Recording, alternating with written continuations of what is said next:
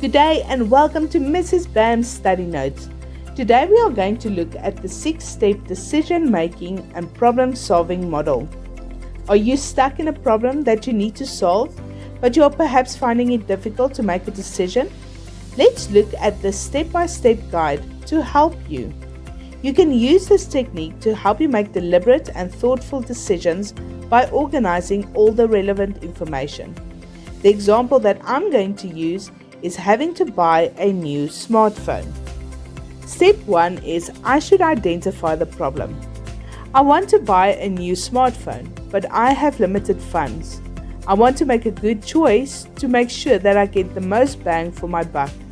Step 2 is my problem analysis. I need to gather information. I have identified 4 cell phones. One is a brand that I really like, but it has very limited space on the phone. The second is a phone that has lots of space, but it's an unknown make. The third has a decent amount of space and applications, but I really don't like the style. The last one, again, has a decent amount of space and applications. I actually like the phone, but all my friends have the exact same one. Step number 3 is where I generate solutions or alternatives. Here you must brainstorm as many ideas as possible without rejecting anything. For example, I can buy the phone, the one that I choose today.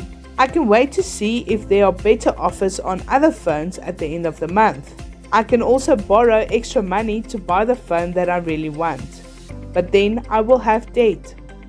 I can also ask my sibling to maybe take their old phone in the meantime till I have the money to buy the one I really want.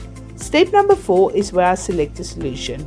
Out of all the ideas that I came up with, I need to choose something that I think will be the best option for what I really want or really need right now. If I had to choose in my situation, I would choose the phone with the most space that all my friends have. There has to be a reason for it to be so popular. Step number 5 is where I implement the solution. I actually go out and I buy the phone, and then I start using it. Step 6 is to evaluate my plan. Now I use my phone and I see if it measures up to all my standards and the needs I have. If it doesn't measure up, it means that I have identified a new problem. And now again, I can use the 6-step problem solving technique to come up with a new solution. Join me again for more of Mrs. Bam's Study Notes.